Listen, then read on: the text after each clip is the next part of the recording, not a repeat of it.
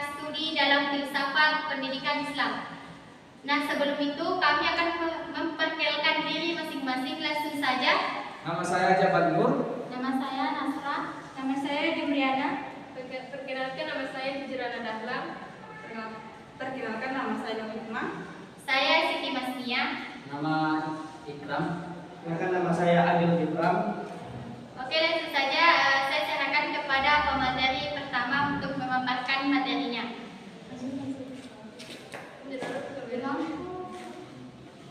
Sebelum kita mengkaji lebih dalam tentang filsafat, saya ingin menyampaikan filsafat menurut diri saya sendiri. Filsafat adalah penalaran yang mengkaji hakikat akan segala sesuatu untuk memperoleh kebenaran dan ilmu pengetahuan. Filsafat juga mengajarkan kita berpikir logis dan kritis atas segala sesuatu.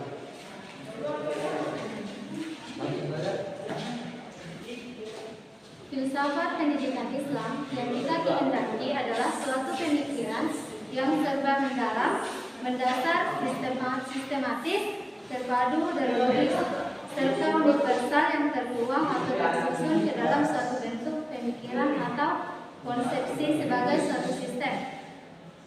Dikaitkan dengan Islam adalah jelas dimaksudkan bahwa falsafah tersebut merupakan kelahiran atau manifestasi dari berbagai sumber daya pikiran, perasaan, dan kemauan yang bersumberkan ajaran agama Islam. Hal ini dinyatakan oleh ahli fikir sebagai sesuatu yang bernafaskan Islam di sepanjang waktu dan tempat. Mengingat filsafat pendidikan Islam adalah falsafah tentang pendidikan yang tidak dibatasi oleh lingkungan kelembagaan Islam saja atau ilmu pengetahuan dan pengalaman keislaman semata-mata, melainkan menjangkau segala ilmu dan pengalaman yang luas. Nah, mengikuti dinamika masyarakat yang mengarah ke perubahan sosial yang menyeluruh. Nah, dan inilah yang menjadi tantangan dalam studi filsafat pendidikan Islam, karena harus mengikuti segala tuntutan zaman dan kecenderungan masyarakat. Namun, segala kemajuan atau perkembangan tidak boleh menyalahi kaidah-kaidah ajaran agama Islam. Beberapa pemikiran tentang pendidikan Islam yang tercatat dalam sejarah sebagai pendiri sekolah-sekolah terkenal, di antara lain Nurudin Soki di zaman dinasti Ayyubi dan Lisan Al-Mulk di zaman Bani Saljuk. Jadi dalam melakukan studi tentang filsafat pendidikan Islam tersebut dituntut penguasaan ilmu yang meliputi 10 diantaranya. Yang pertama, ilmu agama yang luas dan mendalam. Yang kedua, ilmu pengetahuan tentang kebudayaan Islam dan umum serta sejarahnya. Baik, saya akan melanjutkan materi dari saudari Hijrana. Bagian ketiga, filsafat Islam dan umum serta ilmu-ilmu cabang kefilsafatan yang kontemporer saat ini. Keempat, ilmu tentang manusia seperti psikologi dalam segala cabangnya yang relevan dengan pendidikan serta mengenai perkembangan hidup manusia. Yang kelima, STEM dengan teknologi yang terutama terhubung dengan perkembangan hajat hidup manusia dan yang berpengaruh terhadap perkembangan pendidikan, misalnya teknologi pendidikan. Keenam, ilmu tentang sistem approach serta ilmu tentang metode pendidikan dari riset pendidikan. Yang ketujuh, pengalaman tentang teknik-teknik operasional pendidikan dalam masyarakat. Ke-8, ilmu pengetahuan tentang kemasyarakatan atau sosiologi, terutama tentang sosiologi kependidikan.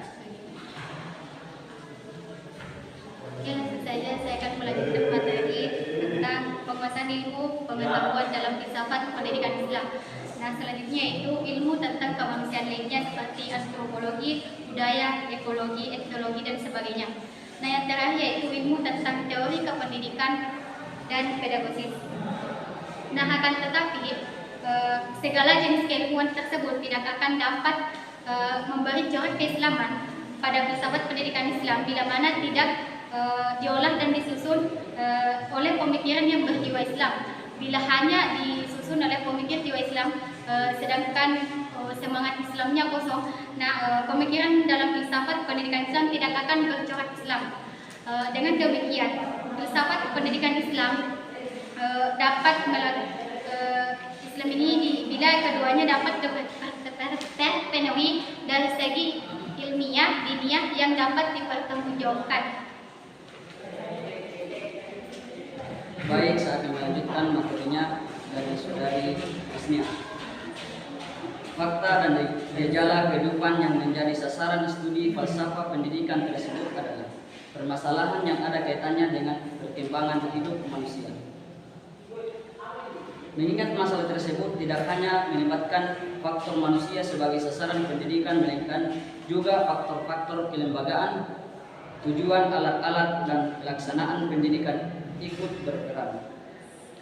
Adapun permasalahan dasar yang dibahas oleh filsafat pendidikan Islam adalah: yang pertama, anak didik dalam proses kependidikan merupakan sasaran utama tugas dan fungsi pendidikan.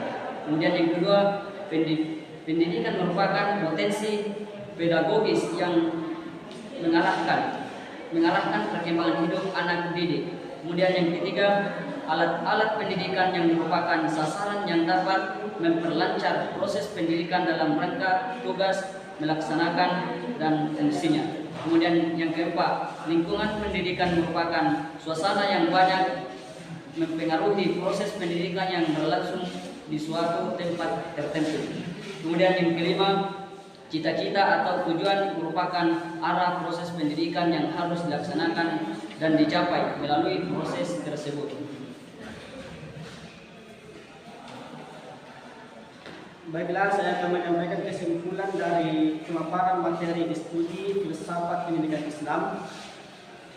Filsafat pendidikan Islam adalah arena pendidikan yang mendasar, sistematis, logis, dan menyeluruh universal tentang pendidikan yang tidak hanya dilatar belakangi oleh ilmu pengetahuan agama Islam saja, melainkan juga filsafat pendidikan Islam juga mempelajari ilmu-ilmu relevan, fakta dan gejala kehidupan yang menjadi sasaran studi filsafat pendidikan tersebut adalah menyangkut permasalahan-permasalahan yang ada kaitannya dengan perkembangan hidup manusia dalam proses pendidikan dan juga kemungkinannya lebih lanjut dalam fungsi perkembangan dalam masyarakat. Sekian dari kelompok kami. Mohon maaf bila terjadi kesalahan. Sekian dari kami. Wassalamualaikum.